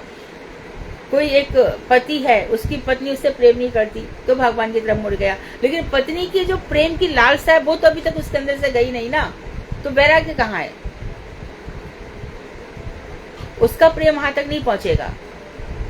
हमें कोई चीज, मानो मुझे एक आलीशान घर चाहिए, मुझे नहीं मिल रहा तो ठीक है भैया, मैं तो कहीं भी जीवन निकालूंगा एक कुटिया में, लेकिन जो एक माँ की लालसा है वो तो मेरे अंदर हृदय में है ही ना। तो जड़ देह में हमारे बहुत सारे जड़ देह, जब जो शरीर नश्वर मरी जाएगा, ये शरीर नश्वर, ये शरीर, तो इसके लिए इतनी सारी लालसा हम क्यों पाल रखी? जब हमने समझ लिया तो हमने शरीर की लालसा क्यों पाल रखी है?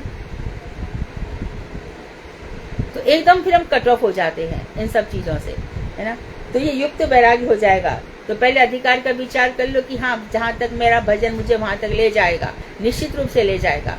जब आप नाम मंत्र करते हो, जप करते हो, जब गुरु मंत्र जपते हो, गुरु गायत्री जपते हो, जब महाप्रभु का मंत्र करते हो, फिर गौर गायत्री पढ़ते हो, और उसके बाद फिर गोपाल मंत्र करते हो, काम गायत्री पढ़ते हो, इस समय आते आते अद्भुत भाव होता है। कोई भी हो वो क्यों नहीं फूट फूट के रोएगा? क्योंकि वो तो नित्य जीव गोलोक धाम से, जो भगवान की तटस्थ शक्ति से निकला है ना, निकला तो तटस्थ शक्ति से, कहीं और थोड़ी उसकी पैदाइश है। तो वहीं से जहां से निकला वहां उनके पास ही पहुंचे ना, जहां से निकले वहां से। तो अपना निरंतर नाम रस पिया करो, है ना, पान कर सर्वोत्तम अधिकार प्राप्त करे। तो युक्त वैराग्य का अवलंबन करें। धीरे भक्ति आती है जब दो चीजें लेकर आती है। हमें पढ़ना है तब ज्ञान आएगा, नहीं, ऐसा नहीं है। भक्ति ज्ञान और वैराग्य दोनों को लेकर के आती है। वाल्मीकि को क्या ज्ञान था, पर जैसे ही भक्ति जागी तो ज्ञान और वैराग्य अपने आप आ गया। कोई भी व्यक्ति हो, साधारण से साधारण, यदि उसके अंदर भक्ति जाग रही है तो संसार उसका छूट ही जाएगा, छोड़ा थोड़ी जाता है। सर्वोत्तम अधिकार प्राप्त करें। इस मधुर रस के विचार में मैंने अधिक प्रमाण संग्रह नहीं किए हैं जानबूझ करके, क्योंकि जो श्रद्धालु साधक इसमें प्रवेश करने का अधिकार प्राप्त करना चाहते हैं, वे लोग इस रस संबंधी सभी विषयों को उज्ज्वल नीलमणि एवं जैवधर ग्रंथों में देखें। तो भक्तिविनोद ठाकुर ने जो जो बातें कही है, और हम जो अज्ञात हैं, मूर्ख हैं, जो इस तरह की बातें करते हैं, हमारा प्रवेश भी, हम पता नहीं कैसे ऐसी बातें कर सकते हैं। ग्रंथों के ऊपर हम आक्षेप लगा रहे हैं। ये ग्रंथ किसके लिए लिखे जा रहे हैं, और कितना भक्तिविनोद ठाकुर हमसे देखो क्या चाहते हैं।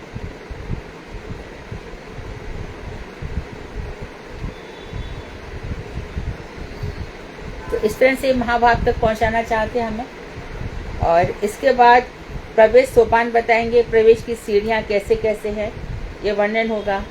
तो हमको लगता है कि इसको प्रसंग को हम बाद में शुरू करें, क्योंकि लंबा प्रसंग जाएगा। यद्यपि समय है 6 मिनट, लेकिन अभी आज हम इसको यहीं कथा को विराम देंगे। और प्रश्न बनाने वाले प्रश्न बना दें, और सैटरडे संडे तक प्रश्न भेज दें। तो इनको आस्वादन करने दो। इसके बाद प्रवेश सोपान है, जो कि और भी सुंदर बातें भक्तिविनोद ठाकुर हमें बताएंगे, हमारा जो यह सब कैसे चलेगा। तो मुझे लगता है कि अभी हमारा पेज है 441 और कुल पेज है 467 आई थिंक। तो 27 पेज लगभग बाकी हैं। तो 27 पेज के लिए हमें कम से कम 2-2.5 पेज एक भी दिन रहा, तो 10-12 दिन में हम कोशिश करेंगे कि नवद्वीप, कोशिश करूंगी मैं पूरी कि नवद्वीप परिक्रमा से पहले हमें ये ग्रंथ हमारे लिए भक्तिविनोद ठाकुर पूर्ण कर दें, फिर भी जैसी उनकी इच्छा रहेगी। प्रवेश सोपान में देखते हैं कि उसमें प्रश्नों की जरूरत, क्योंकि और समराइज किया जाएगा उसको, जो कुछ भी बताया जाएगा। तो आज इस आशीर्वाद के साथ हमें अद्वैताचार्य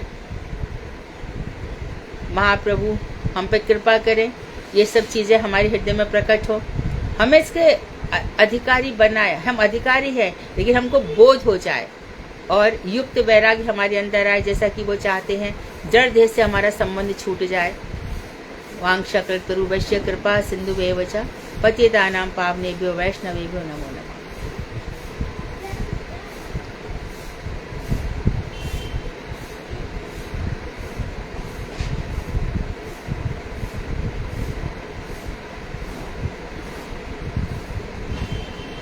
बोलिए।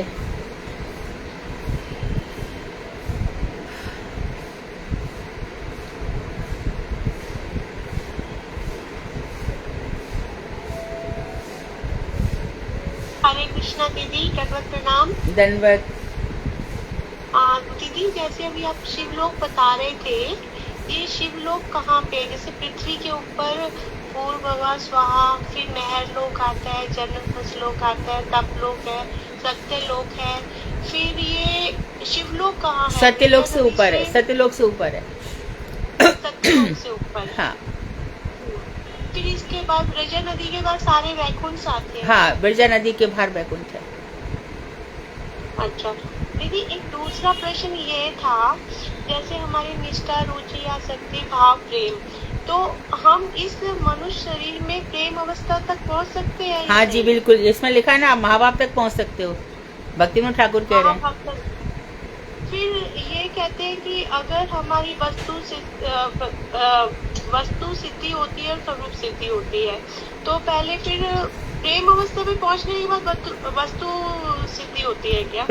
प्रेम अवस्था के बाद स्वरूप सिद्धि होगी। पहले तुम कौन सी मंजरी हो, क्या हो, कौन से उसमें हो, उसके बाद वस्तु सिद्धि किसी दूसरे लोक में होगी जाकर, जिस समय श्री कृष्ण यहाँ पे लीला कर रहे होंगे। जहाँ पे अच्छा, तो लेकिन स्वरूप सिद्धि के लिए इसी अवस्था में हो सकती है? बिल्कुल होगी। मंजरिया भाव प्राप्त होता है ना, बिल्कुल होगा। 100% होगा। मतलब मनुष्य जीवन के इस अवस्था पे हो सकता है? मनुष्य कर सकते हैं। बताओ और कौन सा, एक बात बताओ, और कौन सा शरीर मिलेगा बताओ, जस्ट टेल मी। हाँ। और आपको ऐसा कौन सा बॉडी मिलेगा जिसमें आप इस भाव तक पहुंचोगे? हाँ नहीं, मनुष्य शरीर तो होगा, लेकिन ये जरूरी नहीं है ना कि इस जन्म में भी मिले। जन्म की बात मत करो, शरीर की बात है। हाँ जी, ठीक है। इस शरीर के अलावा ऐसा कौन सा शरीर है जहाँ पे हम इस अवस्था तक पहुँचेंगे? नहीं, कोई भी नहीं है। इसलिए ये तरसते हैं इस चीज के लिए तो। हाँ, यही एक प्रश्न है, यही एक बात है जो सारी बातों का उत्तर है। मनुष्य शरीर से ही महाभाव तक पहुंचा जाएगा। जन्म कितने भी हो जाए वो अलग बात है, किसी का इस जन्म में भी हो सकता है, इस हमने खटवांग ऋषि का बताया। जी ठीक है दीदी, बहुत बहुत धन्यवाद। हरे कृष्णा, दंडवत प्रणाम।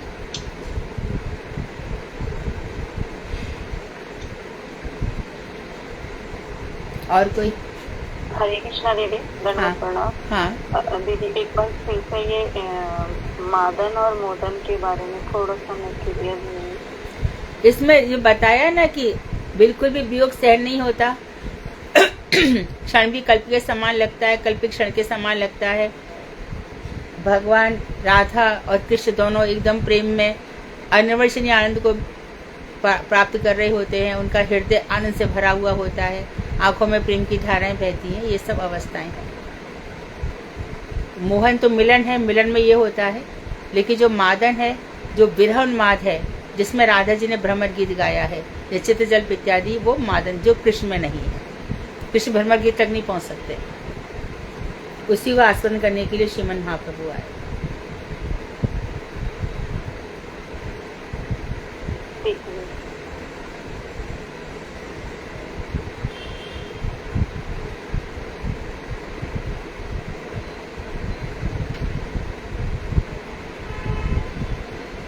और कोई प्रश्न?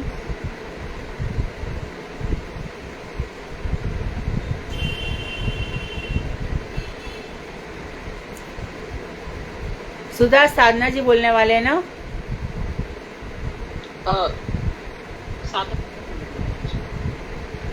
हरे कृष्णा दीदी, दंडवत प्रणाम। हाँ। सर्वप्रथम मैं अपने गुरुदेव श्री भक्ति वेदांत दंडी महाराज जी के चरण सरोज में अनंत कोटि श्रीमद बोलो, पहले श्रीमद लगाओ। श्रीमद भक्ति वेदांत।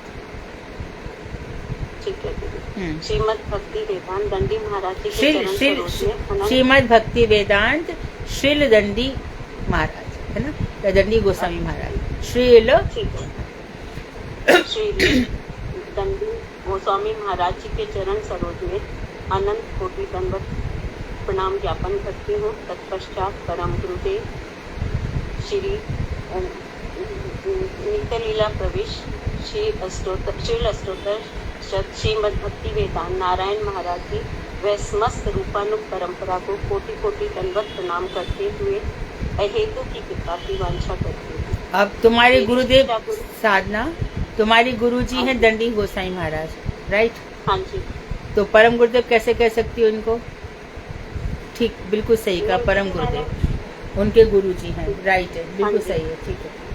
मेरी शिक्षा गुरु श्रीमती मधु खंडेलवाल दीदी के चरणों में अनंत कोटि दंडवत प्रणाम करते हुए उनके आदेशानुसार भागवतम के विषय में श्री नारद जी व वेद व्यास जी के संवाद के माध्यम से श्री नारद जी के चरित्र के विषय में कुछ कह पाने की कोशिश करूंगी। दीदी मेरा मार्गदर्शन करेंगी। सभी वैष्णवियों के चरणों में मेरा यथा योग्य बंधन। बी लाउडर, थोड़ा सा लाउड बोलो। ठीक है दीदी। नारद जी ब्रह्मा जी के मानस पुत्र थे। एक बार घूमते घूमते देव ऋषि नारद जी सरस्वती नदी के तट पर स्थित श्री वेद व्यास जी के आश्रम में पहुंच गए। नारद जी को आया देखकर श्री वेद व्यास जी अपने आसन से उठ खड़े हुए और उन्होंने श्री नारद जी की यथाविधि पूर्वक पूजा की। उसके पश्चात देव ऋषि नारद सुखपूर्वक आसन पर बैठकर विप्र ऋषि से पूछने लगे कि क्या आपकी आत्मा, शरीर और मन संतुष्ट तो हैं? धर्म आदि के विषय में आपने सब कुछ जान लिया है। तब व्यासदेव जी ने कहा, धर्म, अर्थ, काम और मोक्ष को जान लेने पर भी मेरी आत्मा प्रसन्न नहीं है और मैं आपसे इस अप्रसन्नता का कारण जानना चाहता हूँ, क्योंकि आप अनासक्त होकर इस विश्व की सृष्टि, पालन और ध्वंस करने वाले आदि पुरुष श्री विष्णु की उपासना करते हैं। आप तीनों लोकों में सूर्य की भांति स्वतंत्र रूप से घूमते हैं और अपने योगबल के प्रभाव से सभी प्राणियों के अंतःकरण में विचरण करने के कारण आप सबकी बुद्धि की वृत्तियों के भी ज्ञाता हैं। यहाँ पे बहुत ही सुंदर बात बताई इन्होंने। नारद जी की जो महिमा बताई तो ये भी बता दिया कि सूर्य की गति के समान 14 लोकों में तो जाते ही है, साथ ही साथ में नारद जी सबकी वृत्तियों के भी साक्षी हैं। यदि ऐसा नहीं होता तो ध्रुव के पास, प्रहलाद के पास, वाल्मीकि के पास कभी नहीं पहुंचते। वो सबके हृदय की बात भी जानते हैं। और देव ऋषि नारद ने कहा, हे महर्षि, आपने श्री हरि की पवित्र लीलाओं की महिमा का स्पष्ट रूप से वर्णन नहीं किया है। श्री हरि केवल अपनी लीला कथाओं के ज्ञान से ही प्रसन्न होते हैं। जैसे कि मानस सरोवर के कोमल कमल के वन में रहने वाले राजहंस जिस प्रकार कौओं के क्रीड़ा स्थल अपवित्र अन्नादि से पूर्व उच्छिष्ट के गड्ढे में कभी भी हर्षित नहीं होते, उसी प्रकार भगवान के चरण कमलों के आश्रित परमहंस भक्त भी विचित्र रस भाव, अलंकार आदि पदों से युक्त उन आडंबर पूर्ण शब्दों से कभी भी प्रसन्न नहीं होते। यहाँ तक कि काम्य कर्म और निष्काम कर्म भी यदि भगवान को अर्पण न किए गए हों तो उससे साधक को सुख नहीं मिलता, क्योंकि वह तो भगवत सेवा स्पष्ट कर दे साधना जी इसको। तो भगवान की प्रसन्नता, काम्य कर्म और निष्काम कर्म। निष्काम कि हम तो किसी बिना किसी इच्छा के कर रहे हैं, यदि वो कर्म में भी भगवान श्री कृष्ण का साथ नहीं लिया तो वो कर्म भी बेकार हो जाता है। और कामना से युक्त जो भी हम भक्ति कर रहे हैं जिसमें कामना रही तो भक्ति नहीं रह जाती। जैसे कि हमारे पास 2-4 रुपए है, हमने उससे कोई चीज खरीद ली, रुपया खत्म हो गया। इसी प्रकार से भगवान को प्राप्त करने के लिए हमारे पास कुछ नहीं रहता यदि हम नाम जप के बल पर, भक्ति के बल पर काम्य कर्म निष्काम कर्म किया करते हैं। तो आगे, क्योंकि वह भगवत सेवा और सत्व शुद्धि के भाव से रहित होता है। अतएव हे महाभाग वेद व्यास जी, आप अचिंत्य शक्ति भगवान की लीलाओं का एकाग्र चित्त से ध्यान कर उनका वर्णन कीजिए।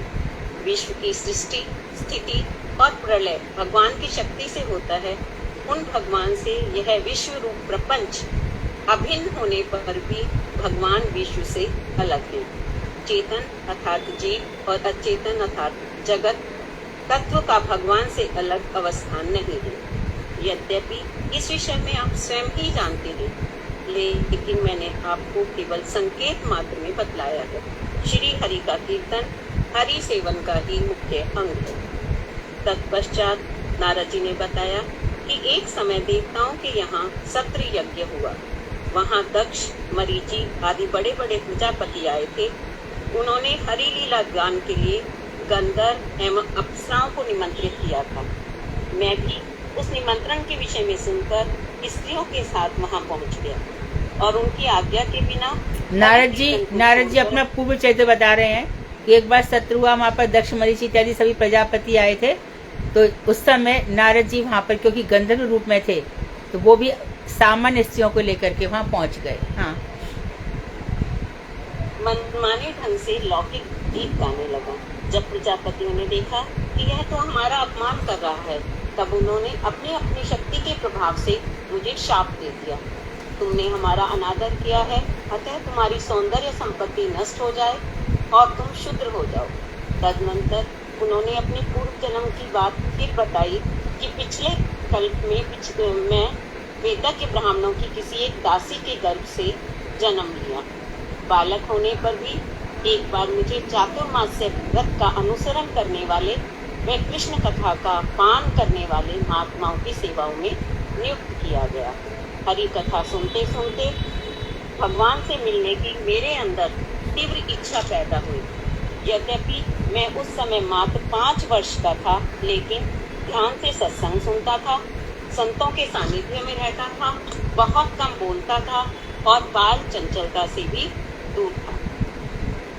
चातुर्मास्य समाप्त होने पर जब वे 3 वत्सल मुनि जाने लगे, तब उन्होंने मुझ जैसे बालक को साधन स्वरूप गुह्य धर्म तत्व का ज्ञान, गुह्यतर नैष्कर्म्य रूप आत्म अथवा ब्रह्म ज्ञान एवं उससे भी अधिक परम रहस्यमय उस भगवत ज्ञान अर्थात एकमात्र भक्ति तात्पर्य से विशिष्ट भाव व धर्म का कृपा पूर्वक उपदेश दिया। हाँ, ब्रह्म परमात्मा इससे भी ऊपर उठकर परम रहस्यमय भक्ति वाला ज्ञान उन्होंने मुझे दिया।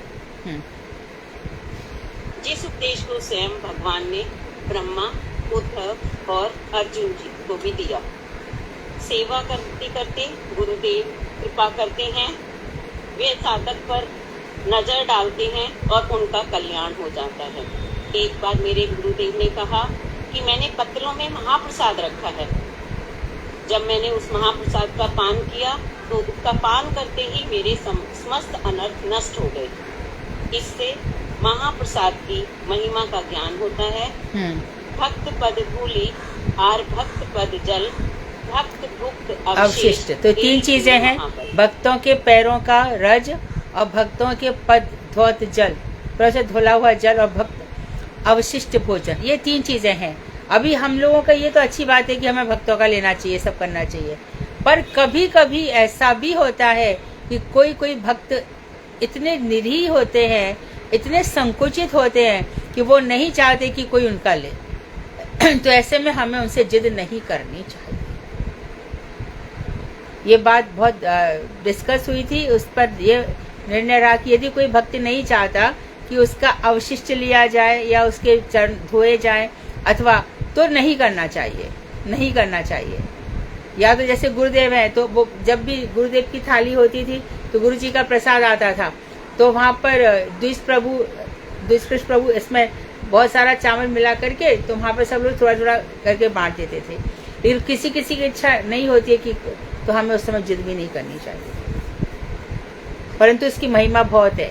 यदि मिल जाए, मानो कोई भक्त है, वो खा करके उठ गए और थाली में से बड़ी श्रद्धा के साथ कि इनके हृदय में, हे भगवान, जिस तरह से आप इनके हृदय में विश्राम करते हो, इनके हृदय में बैठ करके आपने प्रसाद पाया, आप इनको इतनी सुंदर सुंदर अपनी लीलाओं से अवगत कराते हो, थोड़ा सा मुझे भी मिल जाए, इस भावना के साथ यदि लिया तो उसका फल होगा। और लेने के लिए ले लेते, कहा गया है घृणा आ रही है ऐसे का, तो उसका कुफल होगा। इस बात का ध्यान रखना चाहिए।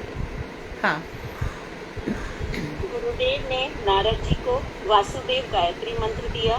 ओम नमो भगवते वासुदेवाय धीमहि प्रद्युम्नाय अनिरुद्धाय नमः संकर्षणाय च। 4 माह के बाद जब संत जाने लगे तो मैंने भी उनके साथ जाने की जिज्ञासा की, लेकिन गुरुदेव ने कहा तुम्हें मातृ ऋण चुकाना चाहिए, इसलिए माता का त्याग मत करो, अन्यथा अगले जन्म में इसका ऋण चुकाना पड़ेगा, अतः तुम घर पर ही रहो। नारद जी ने कहा, गुरुदेव आपने कहा कि प्रभु भजन में जो बाधा उत्पन्न करे उसे त्याग दो। गुरु जी ने कहा कि अगर तुम्हारी माता भजन में विक्षेप करेगी तो ठाकुर जी कोई लीला अवश्य करेंगे, इसलिए तुम घर पर ही रहकर इस महामंत्र का जप करो। नारद जी 12 वर्ष तक 32 अक्षरी महामंत्र का जप करते रहे और माँ की सेवा शुश्रूषा करते रहे। अनायास एक दिन रात्रि में गोदोहन के लिए जाने पर माँ को सर्प ने काट लिया और उन्होंने अपना शरीर त्याग दिया। माँ की मृत्यु को मैंने भगवान की कृपा माना और उत्तर दिशा की ओर चल पड़ा। पर्वत आदि पार करते हुए दुर्गम निर्जन वन में पहुंच गया और भूख प्यास से व्याकुल हो गया। तभी जंगल में नदी में स्नान, आचमन और जल का पान कर थकावट दूर की। पास में ही एक पीपल के पेड़ के नीचे बैठकर भगवान के स्वरूप का ध्यान करने लगा, जिसके विषय में उन महात्माओं ने बताया। तभी मन मंदिर में भगवान की छवि प्रकट हो गई। नेत्रों से अश्रुधारा बहने लगी। प्रेम से मेरा हृदय पुलकित और रोमांचित हो गया। जैसे ही वंदन करने लगा, श्री कृष्ण की छवि अंतर्धान हो गई। मैं विफल होकर रोने लगा। तभी श्री हरि ने वाणी रूप इंद्री ऊपर कृपा की और मधुर वचन में कहा, अब इस जन्म में तुम्हें मेरा दर्शन नहीं होगा। जो एक बार मैंने तुम्हें अपने रूप की झलक दिखाई है, यह तुम्हारे अनुराग की वृद्धि के लिए है। अगले जन्म में तुम मेरे पार्षद बनोगे, मैं तुम्हारी स्मृति बनी रहेगी। तो इस तरह से हम देख रहे हैं, गंधर्व का एक जन्म हुआ, शाप मिलने के कारण दासी पुत्र हुआ। ये दासी पुत्र में साधु संग मिला और साधु संग से भुक्तावशिष्ट खाया, तो जिसके कारण भगवान श्री कृष्ण के दर्शन हुए और उनके दर्शन से उन्होंने कहा कि अब आपका तीसरा जन्म होगा जब आप मेरे पार्षद बनोगे। नारद जी गंगा के किनारे प्रभु का स्मरण करते करते घूमने लगे। तभी एक दिन भयंकर वर्षा हुई और आकाश से बिजली गिरी और स्थूल देह का त्याग हो गया। कल्प के अंत में इस विश्व का ध्वंस करने के लिए श्री नारायण ने प्रलयकालीन समुद्र के जल में शयन करने के इच्छुक भगवान के अंतर में उनके निश्वास के साथ मैंने भी प्रवेश किया।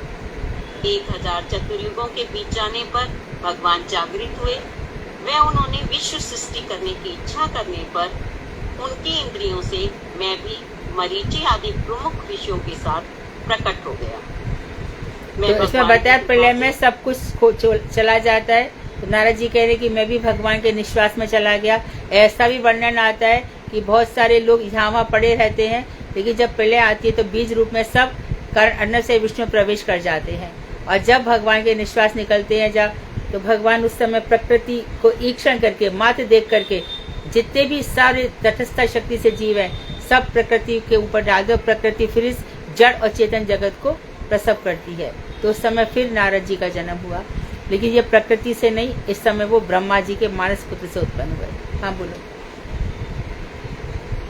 मैं भगवान की कृपा से वैकुंठ आदि अप्राकृत लोकों में तथा इस जगत के तीनों लोकों में बाहर और भीतर स्वतंत्र रूप से सर्वत्र विचरण करता हूँ। भगवत निष्ठा के कारण ही यह संभव हुआ है। जब मैं भगवान की लीलाओं का भली भांति गान करता हूँ, तुरंत भगवान मेरे हृदय में प्रकट हो जाते हैं। जिनका चित्त विषय वासनाओं से व्याकुल हो रहा है, उनके लिए श्री हरि की लीलाओं का गान करना ही भव सागर से पार करने का एकमात्र साधन है। श्री हरि कीर्तन में नारद जी धन्य हैं, जो वीणा पर भगवान की लीलाओं का निरंतर गान करके आनंदित होते हैं और विश्व के लोगों को भी त्रितापों से बचने का मार्ग प्रशस्त करते हैं। नारद जी ने स्वयं वीणा दी है उन्होंने, विष्णु जी ने उनको दिए वीणा, महती नाम की वीणा, जिसको ये बजाते रहते हैं।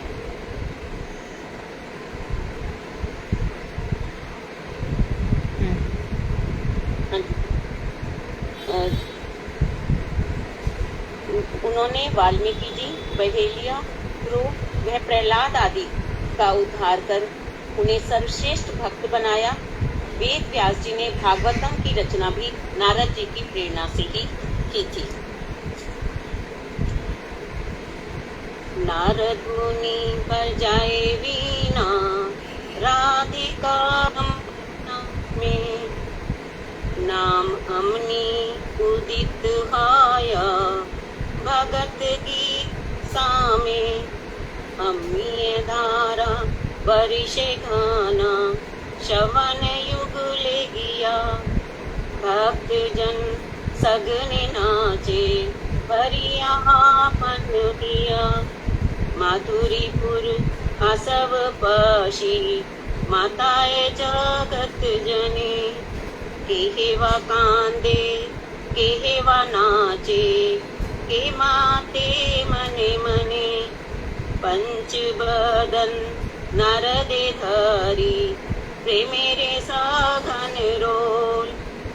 कमलासन नाचिया बले, बोल बोल हरि बोल। सहस्र सानन परम सुखे, हरि हरि बलि गाय। नाम प्रभावे मातिल विश्व, नाम रसे सब पाए। श्री कृष्ण नाम रसने सूरी, पुराल आमर आश। श्री रूप पदे याचिए इया, भक्ति विनोद दास।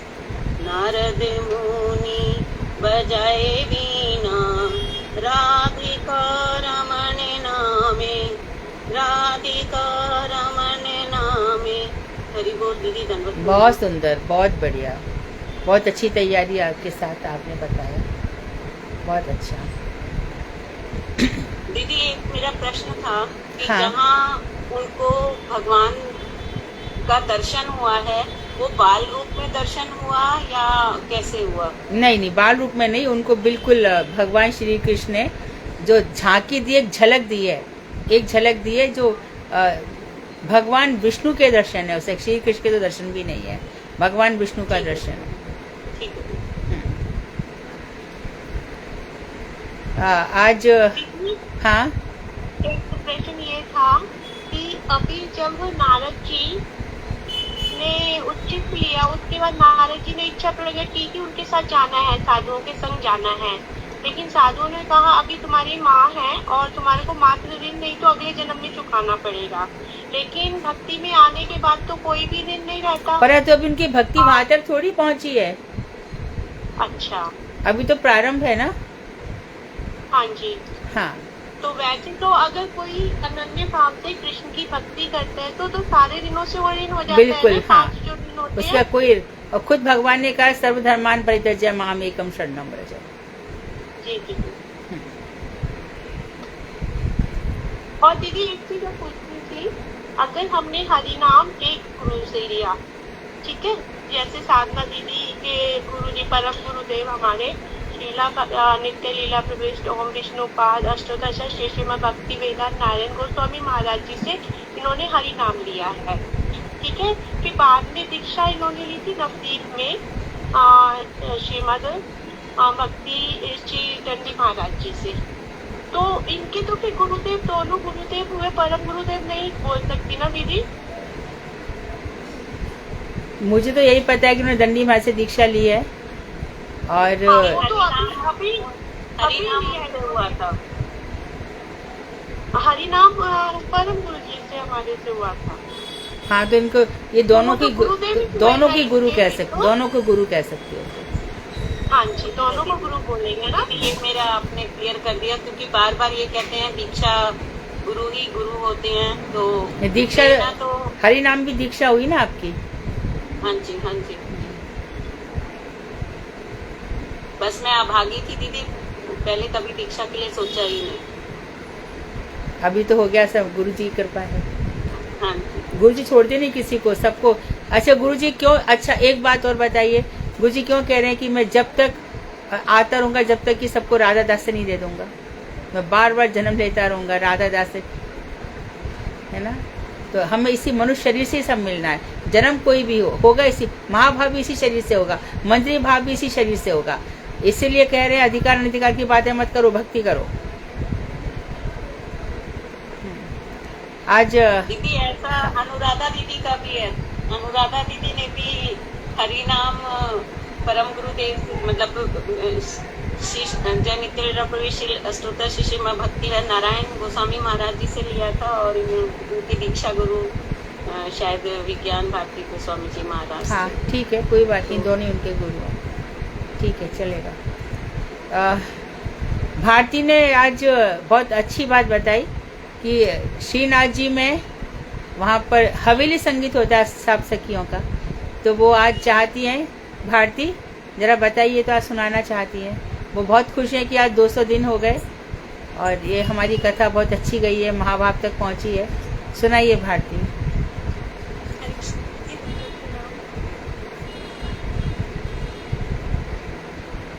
दीदी आवाज आ रही है मेरी? हाँ हाँ आ रही है, थोड़ा जोर से बोलो। हाँ,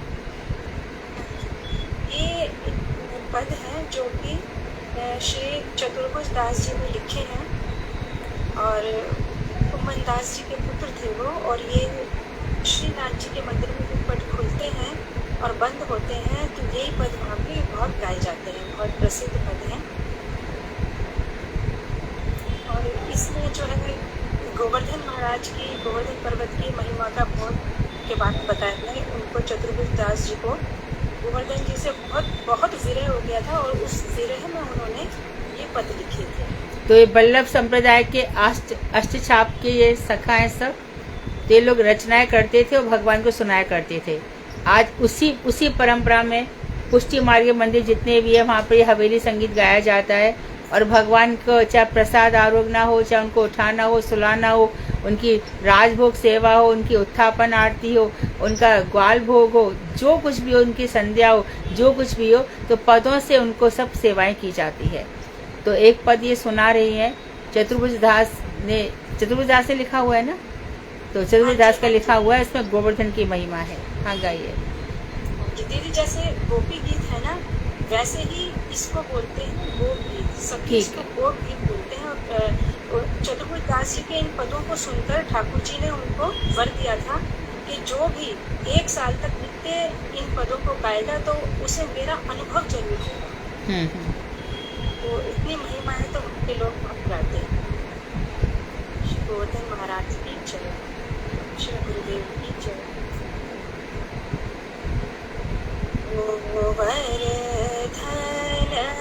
गोवर्धनवासी सावरे, गोवर्धनवासी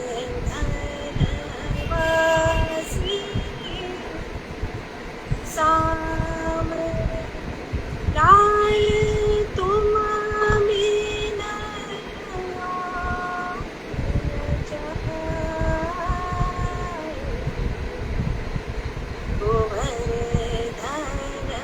गोवर्धनवासी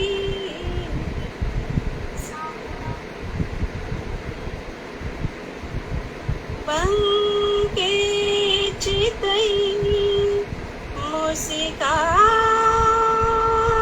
के, सुंदर वदन दिखाए, लोचन तड़पे नीन जो, जुग भर घरी बिहार, गोवर्धनवासी सावरे, गोवर्धनवासी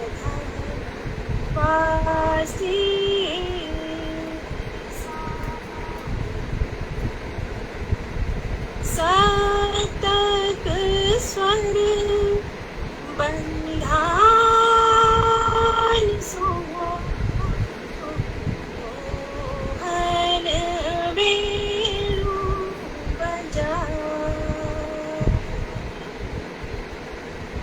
सुरती सुहाई बांध के,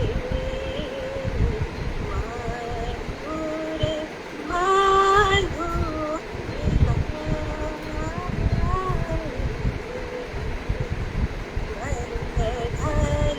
गोवर्धनवासी सावरे, गोवर्धनवासी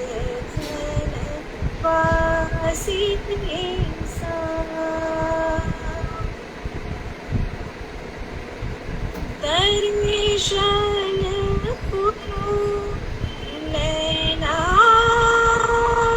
तपे, वचन सुनन को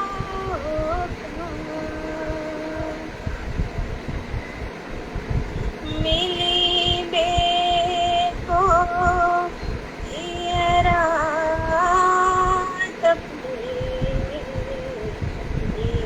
की जीवन प्राण, गोवर्धनवासी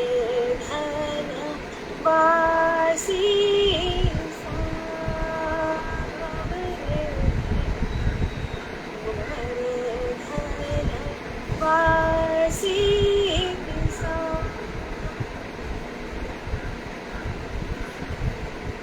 मन अभिलाषा ये रहे, लगे नारायण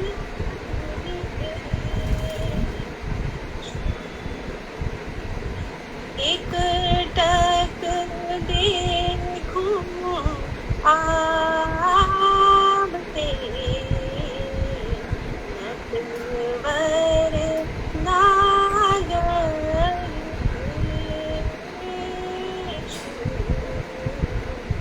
गोवर्धनवासी सावरे, गोवर्धनवासी सावरे।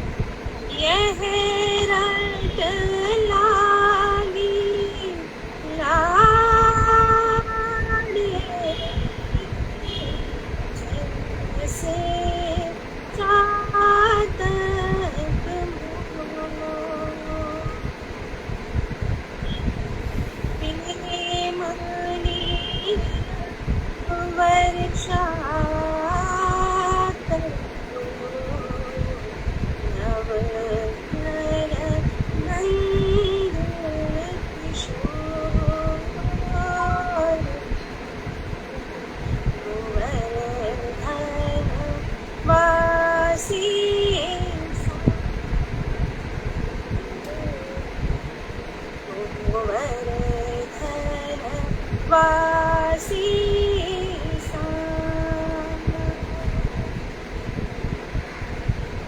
युग युग चल राखिए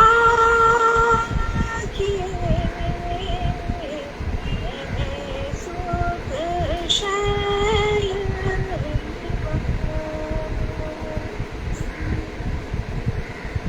श्री गोवर्धन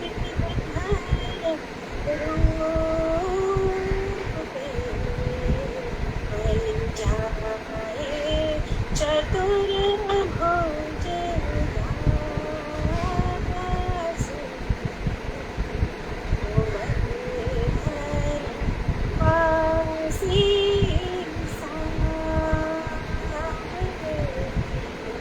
गोवर्धन वासी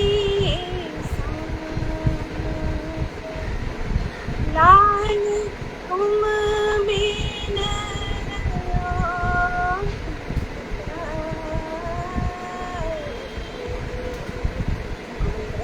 गोवर्धन वासी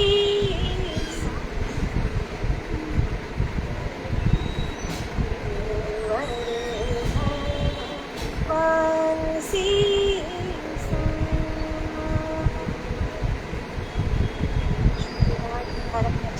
जय श्री गुरुदेव। तो भी अच्छी बात है, अच्छा गाया, पर कोशिश यही करो कि हमारे गौड़िया वैष्णव जो भजन गाए हैं उन्होंने प्रस्तुत किए हैं वही हो तो और भी अच्छा है ना। वांछा कर्तरुवैश्य कृपा सिंधुभ्येव च पतितानां पावनेभ्यो वैष्णवेभ्यो नमः। हरे कृष्णा दीदी। धन्यवाद, धन्यवाद, हरे कृष्ण, धन्यवाद, हरे कृष्ण।